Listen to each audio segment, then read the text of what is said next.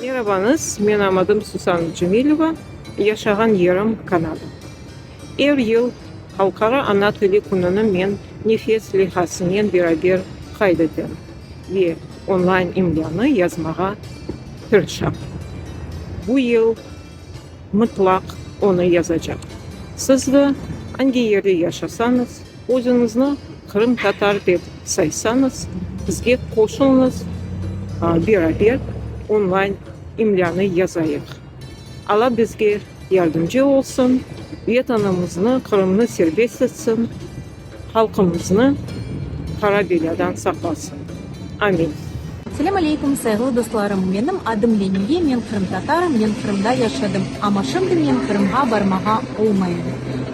Напевно, ви подумали, на якій мові вона розмовляє, а я відповім на кримсько-татарській.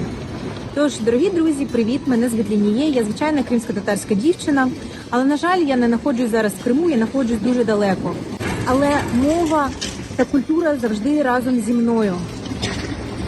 Та я хочу вас запросити 21 лютого на День кримсько-татарської мови.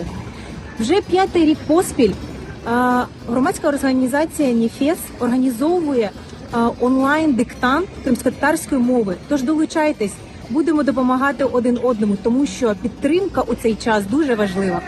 Селям алейкум, saygılı dostlar. Вітаю вас, друзі. Мене звуть Рустем Скибін, художник-кераміст, голова громадської організації «Ель-Чебеш». Хочу запросити вас приєднатися до написання онлайн-диктанту з кримсько-татарської мови від політв'язня Нарімана Джиляла. Приєднуйтесь, онлайн відбудеться 21 лютого. Підтримуємо один одного, підтримуємо мову, підтримуємо Нарімана.